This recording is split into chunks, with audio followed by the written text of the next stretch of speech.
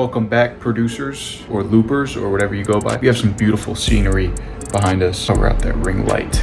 This is how I should start all of my intros. So every single time that we practice music in some way or another, making beats, making loops, we're getting better at it. And that's simply just because we're practicing what we're doing. And we all know that the more you practice, the better that you're gonna get at whatever you do. However, practicing to get better takes a long time, and it's oftentimes a very long and extended process. So today, I'm gonna be going over a few tips that you can immediately implement to make your beats better, your loops better, whatever you're working on. These are pretty much just a few tips that I've done myself to immediately improve my music. So without further ado, let's get into it. Okay, so the first thing that you can do to make better beats is to, number one, focus on your sound selection a lot more. And this starts with your melodies and it ends with your drums. To put this as an example, if I were to make a starter and send this starter out to 50 producers and say, okay, I need you to put your own other melodies on this and your own drums and then send it back to me. When you listen to all 50 of those beats, all of those beats are going to sound completely different. That's because every producer has a different thought process when it comes to sound selection, what they choose to use for their melodies and for their drums. And what you'll notice is that if you were to listen to all 50 of those beats, you'd be able to see what beats sound better than the others. And what you'll notice is that the beats that have the better sound selection, as in all the melodies sound better together or the drums hit in the right places, you have the right 808, the right clap, the right hi-hat, you'll notice that those beats that have the better sound selection are just going to be better in general than the other beats. And this is pretty much how you can establish your sound as a producer. Have you ever listened to a song and you listen to the beat in the background? Because of course, as a producer, the first thing that we do is we listen to the beat first before the lyrics. And like, you just know who produced that song. Like, oh my god, yeah,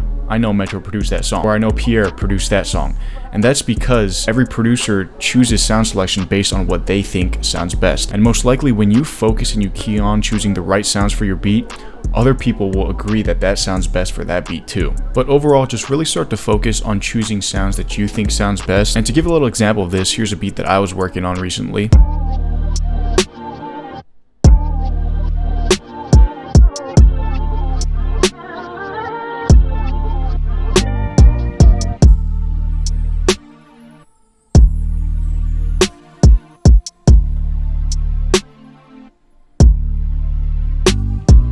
But there are like multiple different avenues that I could have taken when it comes to the melody process and the sound selection that I use for my melodies. But notice when you just listen to these three sounds together.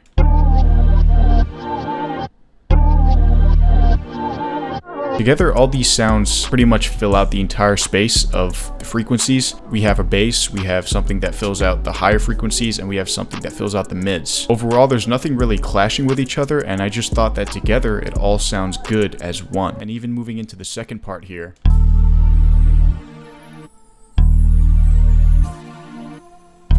we have this same melody to fill out the mids, this bass here that fills out the low end, and then I added these two melodies.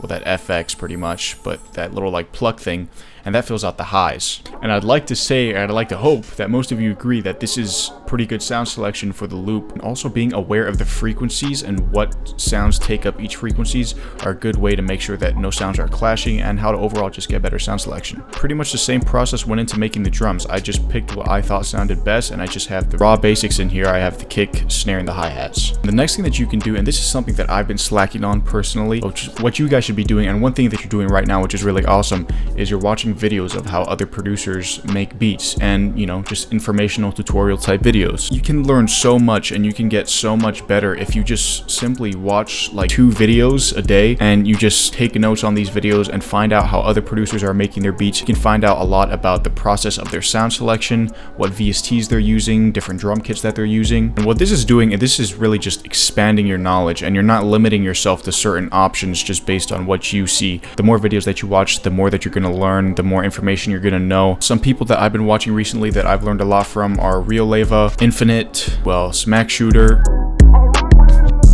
Some of my previous videos that go over networking and placements and all that stuff, I definitely suggest watching those. The third thing that you can do is you can upgrade your arsenal of sounds, and this is something that I've been doing a lot recently too. It can be pretty easy to just rely on the Spins 808, the Lex Luger clap, and the Southside hi-hats, but it's really best for you if you have a wide variety of sounds to choose from, because then you can really start to focus on choosing sounds that you like best and not just what everybody else uses. So one thing that I'll do is I'll check YouTube and Reddit pretty frequently for new kits that I'm looking for at the time, or what I've been doing is I've been purchasing analog lab banks kits, multi-kits, some drum kits. I can say that the kit that I've been using the most is my own kit, my hardwired multi-kit, and I've just been using this because this is pretty much like my own stash. It has all drum sounds that I made, midis, one-shots, perk loops, and all phrases and accents that I thought sounded best. So of course I'm going to be using that kit the most. But like I said previously, having a wide variety of sounds to choose from is going to allow you to really hone in on choosing the exact sounds that you want instead of just choosing the same sounds every single time. So go upgrade your arsenal.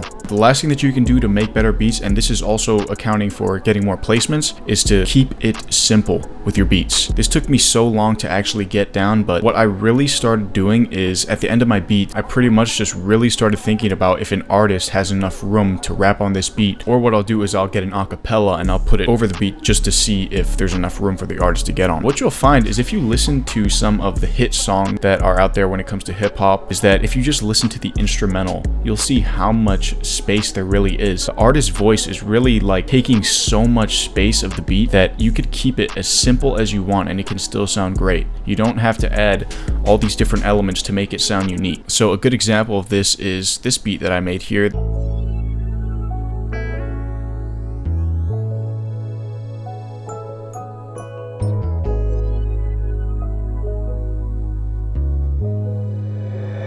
Play that back, Lucent.